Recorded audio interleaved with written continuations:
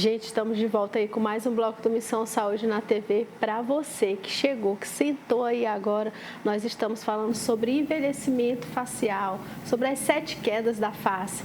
E a doutora Jane Clícia, que está aqui conosco falando desse assunto tão bacana, tão importante, e que eu estou assim, super entusiasmada hoje com o programa, já me visualizei toda, já estou até pensando, meu Deus, o que eu vou fazer, assim, porque tem um monte de coisinhas aí que às vezes a gente tem uma dificuldade de se autoanalisar, né, de observar pequenos detalhes e vai passando o tempo, né, e quando a gente vê o negócio já está mais puxado, mais pesado, e aí a gente quer fazer tudo de uma vez, né? Mas assim, já falamos, já discutimos, ela já falou um pouco sobre envelhecimento, explicou o que é esse envelhecimento, já explicou as 7 quedas, e aí a gente vai continuar aqui falando, quero que a senhora explique, doutora, o que é o triângulo da juventude da face? Tá, o triângulo da juventude, isso é um termo que eu costumo tratar com os meus pacientes, quando eu faço uma análise de uma face e falo o que falta na tua face para ela parecer jovem. Então a gente tem características de uma face jovem, que é essa região aqui triangular.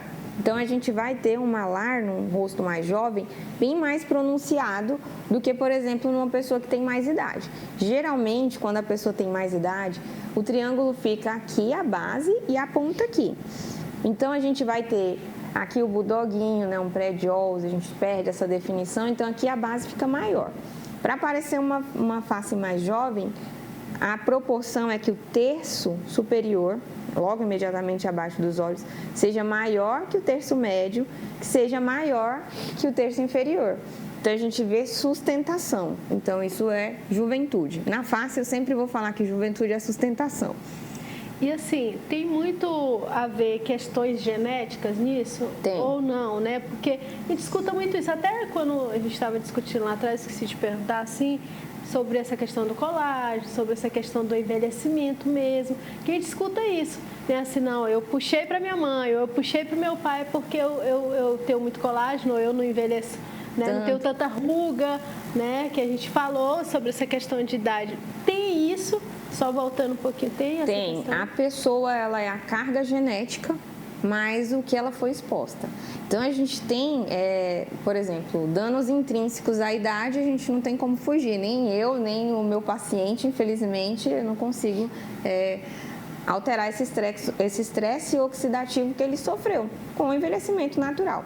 Mas os danos externos, a gente consegue contornar uma pele melhor, com poros bons, bem fechadinhos, sem ruga, com mais colágeno. E como a gente faz isso? A gente faz isso com procedimento. Então, a gente vai pegar uma pessoa, não tem como mudar a carga genética nela, nem a oxidação da idade, mas a gente consegue pegar aquele fator genético dela e somar o que está faltando para ficar mais jovem. A gente consegue fazer isso. Elas são as duas coisas. O que tem de carga genética e tudo que foi exposto. E protetor solar é a fonte da juventude, gente, pelo amor de Deus. E a senhora estava falando sobre essa questão do triângulo, né? Porque tem pessoas que, com o passar do tempo, vai mudando essa característica, esse formato, é isso? É isso. Depois dos 25 anos, todas as pessoas, nunca e nem sempre, né? Mas a grande maioria das pessoas começa a ter reabsorção óssea. Então, aqui não consegue ser sustentado tão maior se a gente tem uma frouxidão dos ligamentos que ligam esses ossos que já foram reabsorvidos, né? Então, a gente tem uma movimentação dos coxins de gordura, que é a hipoderme, né? Então, a gente tem o osso, aí a gente tem o tecido conectivo, o músculo, a hipoderme, seus coxins gordurosos e a pele. Então, a gente acaba perdendo em todos. Fiquei imaginando agora, quando faz toda essa avaliação, vai marcando, vai desenhando mesmo para ver onde estão os pontos ali que precisam ser reparados, é isso? Isso, assim, a consulta, ela é muito importante, a gente faz bastante mímica, é bem divertida, tá? A gente enruga ali de todos os jeitos, faz várias fotos e a gente avalia tanto as tensões no movimento quanto as tensões estáticas. E a gente avalia também o desejo do paciente. Eu falo, olha, a sua bochecha aqui, você gostaria que ela ficasse um pouco mais em cima? Você não acha que melhoraria isso aqui? Porque assim, é o que você falou, a pessoa convive com a própria face. Lidar com a aparência é uma questão de apreciação da sua imagem no espelho. Às vezes o que eu gosto não é o que a pessoa vai gostar, mas eu posso ajustar essa questão. E mostrar, né? Porque às vezes a pessoa mesma ela não se percebe, né? Não. Naquele nível ali. E aí é um trabalhar mesmo, mostrar, não, o que você acha disso aqui para harmonizar, né? Vamos dizer assim, né? Acho bacana isso. Doutora, e como podemos sustentar esse triângulo por mais tempo? Existe alguma dica, alguma ideia aí? Né? Existe. Evitar os danos extrínsecos, eu falo muito e falo 200.000 vezes para usar protetor solar. Marabá é extremamente quente, a gente tem muito fotoenvelhecimento, melanose solar, dilatação de poros, manchas solares, queimaduras solares, né? Então a gente, tanto essa parte do uso do protetor solar é importantíssimo e as outras partes, sustentar a pele, eu falo assim, vamos até amarrar aqui com um fio de colágeno que é para ficar no lugar, a gente faz. Não, porque quando, na verdade, assim, às vezes eu não me exponho diretamente ao sol, mas às vezes só o calor ou o ambiente já tem esse problema. Eu falo isso porque eu escuto muitas pessoas falando, não, mas eu não saio no sol, para que eu vou utilizar o protetor solar? Gente, tem até oral, pode tomar a cápsula por dia e não precisar passar. Mas assim, a luz, para a gente entender o protetor solar, a gente tem que entender o raio, né? Então, como que funciona o raio? A gente tem UVA, UVB e UVC. São luzes ultravioletas, significa que eu não vejo, mas eu consigo sentir. A tipo UVC, ela fica toda retida na camada de ozônio. Então, aqui embaixo a gente vai se preocupar só com UVA e com UVB, tá? A UVA, ela tem uma penetração de 95%, então é a maioria dos raios que a gente vai estar exposto e a gente vai ter no calor, no frio, na chuva, de manhã, de tarde, de noite, na madrugada, dentro de casa, debaixo da cama, você vai ter UVA, não vai ter jeito. E a UVB, ela já tem a relação com a Terra e a posição do Sol. Então, a gente tem um horário, né? A gente tem um horário das 9 da manhã até as 4 da tarde. Você consegue se esconder desse tipo de luz nesses horários, fora desses horários, né? E o problema da UVB é que ele gera um dano dentro do DNA da célula e isso pode gerar um câncer de pele, que seria o pior dos cenários.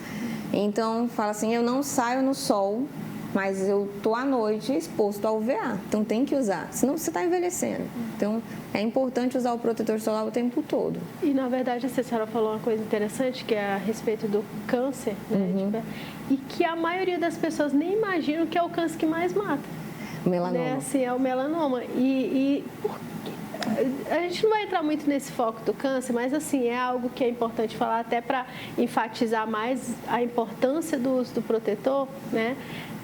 Por que a gente não vê tanta campanha, tanta coisa assim falando? Se é o câncer que mais mata, né? Eu fiquei agora, veio assim um clique assim, agora tudo né? complica. Pessoas Entendeu? que fazem campanhas, vamos fazer campanhas sobre o câncer de pele, por favor. Né? Porque assim, é algo assim que mata tanto, a gente fala de vários tipos, né? De câncer, de mama, de próstata, tudo. Mas o de pele, que é o que mais mata, a gente escuta falar pouco, né? Assim, nem aqui em Marabá, que o sol é de 300 graus, quente, né? A gente não escuta assim tanta ênfase desse cenário, dessas situações, né? Eu também gostaria. Fica aí o convite para a dica, né? E para a gente discutir mais, falar mais a respeito. Doutora, e quais os tratamentos para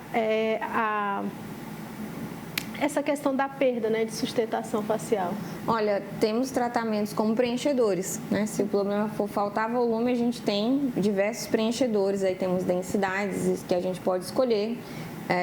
Temos os liftings faciais, está super em moda falar lifting facial, lift temporal, lift de sobrancelha, próprio lift cervical, né? Então tem esse tratamento. Tem também a reposição direta do colágeno, que eu acho excelente. O pessoal toma oral, né? Mas a melhor opção é a reposição. Então, a gente tem diversas formas de devolver um volume perdido. Tem que ver qual volume a pessoa perdeu e por que ela perdeu, para a gente tentar deixar o mais próximo da quantidade natural que ela tinha. Eu prego muito essa naturalidade. Já que a senhora citou aí do lift, o que é mesmo esse lift? A gente escuta, igual eu tô falando, você falou, né? As pessoas estão falando. Mas o que é isso? É um medicamento? É algo que aplica? Que tipo de procedimento é esse?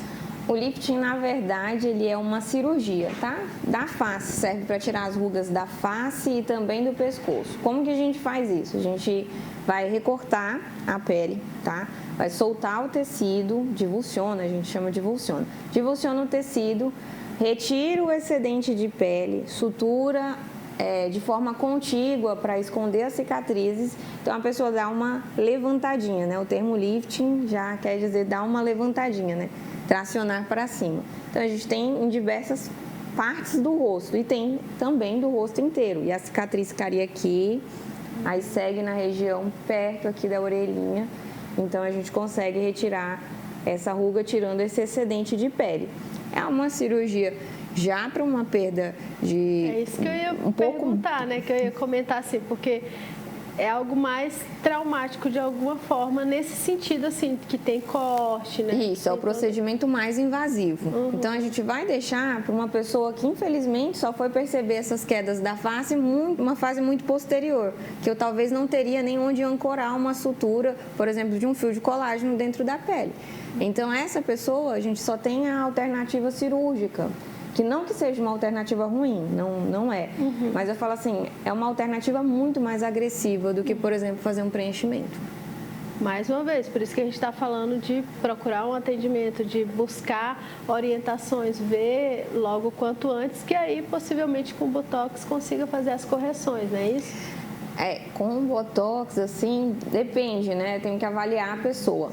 O Botox, ele faz uma paralisia, ele não consegue realmente puxar um tecido. Aí a gente pode fazer, por exemplo, um colágeno, uma sutura por dentro da pele, um lifting menor, porque às vezes não faz um facial, faz só um temporal. Às vezes já consegue resolver para aquela pessoa, né? Tudo é muito indicado com precisão. Cada caso é um caso, né? Caso. Não dá pra gente dizer assim, para você foi isso, para você a mesma coisa vai servir. Não dá para ser assim, né? Mas se você já tem 25 anos, já começou com a reabsorção óssea, se puder prevenir, usar seu protetor solar e fazer um botox regular, você já está muito bem. Já ajudou bastante, já vai envelhecer com um pouco mais de qualidade. Olha aí, viu? Importante. Eu acho interessante a gente falar a respeito dessa questão da idade, justamente porque... Alerta. Não, e assim, a gente tem uma concepção ainda, né, lá atrás. Eu mesmo assim ficava me perguntando, né, para que uma pessoa tão jovem já fazer a aplicação de Botox, isso não é uma vaidade? Né? Porque também a primeira coisa, não, eu digo assim, algo extremo, a mais, né? Algo extremo. A vaidade, ela faz parte do ser humano. Você sempre quer estar bem, você quer estar bonita, quer estar jovem, né? Isso aí é natural. Mas eu digo assim, algo extremo, entendeu? Assim, é isso que a maioria das pessoas acabam pensando. Então, na verdade, é uma desmistificação disso? Eu acho que assim, mesmo as pessoas que são comedidas, elas devem ter um cuidado, né? Com essa parte do envelhecimento. E igual você falou, às vezes a pessoa tem aquele interno de que isso é uma vaidade, eu não preciso, né? E acaba deixando passar. E isso mudou muito nos últimos tempos com o que a gente vem acompanhando de harmonização facial, então todo mundo querendo segurar por mais tempo aquela aparência. Então eu acho que a gente realmente, como você bem falou, a gente está desmistificando isso, graças a Deus. E uma outra coisa importante que a doutora falou agora, pegar o gancho aqui da harmonização facial, gente, é o cuidado com o tipo de procedimento e o tipo de profissional que você vai estar procurando para fazer esses procedimentos. Porque também a gente vê muitas situações, né, N situações, né, de porque é mais barato aqui, porque a gente não vai entrar muito nesses casos aí, que senão eu vou deixar ela de saia justa, mas eu posso falar, né? Então, assim, não, porque aqui é mais em conta, eu tenho vontade de fazer e eu vou fazer. Cuidado, né? Porque a gente tem visto muitas situações aí críticas acontecerem e acabam chegando depois para os profissionais e fica mais caro ainda o negócio, né, o procedimento. Então, muito cuidado, né? Se você às vezes quer fazer algo para ficar bem, aí o negócio leva para outro rumo. Então, sempre procure locais onde os profissionais são capacitados para fazer de fato aquilo ali. Isso aí é um alerta, assim, teve aquela manchete recente, né, do cara que fez sua própria rinoplastia, e isso repercutiu demais, assim, ficou de alerta para as pessoas Não compra equipamento cirúrgico se você não pode fazer. Não entrega sua saúde, a integridade do seu corpo para uma pessoa com pouca orientação ou com produtos que não são exatamente de qualidade. Então, isso é um alerta muito importante, né, que a gente gostaria de deixar assim, sem entrar em méritos, para não se complicar. Não, é por isso que eu estou falando assim, a gente não vai entrar, né, assim, no profissional A, profissional B, mas é para você, telespectador, ficar ciente, né, de que existe os bons profissionais que têm um resultado bacana, que dá uma qualidade de vida e estética e muito top, mas também tem aquelas situações que eu escuto muito isso, né?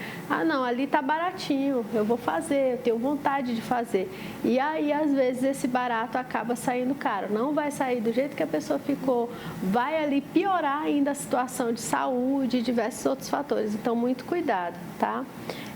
Doutora, com que idade a face começa a sentir essas 7 quedas aí? 25 anos, se fosse para eu dar um número cabalístico, tá? 25 anos, eu falo assim, já começa a ter atenção, já te cuida, que foram aí 25 anos de exposição a diversos fatores extrínsecos que a gente precisa já trabalhar. Então, galerinha aí dos 25 anos, né, já cuidar. Meu Deus do céu, eu fiquei aqui pensando, a pessoa 4.3 já ultrapassei já essa daí, já tô já em outro nível aí, né, do negócio. Gente, a gente já está encerrando aqui o segundo bloco do Missão Saúde na TV, né? Eu estou empolgada, fico só instigando ela aqui o tempo todo, coitada. Hoje ela está sofrendo nas minhas mãos, a doutora Jane Clícia.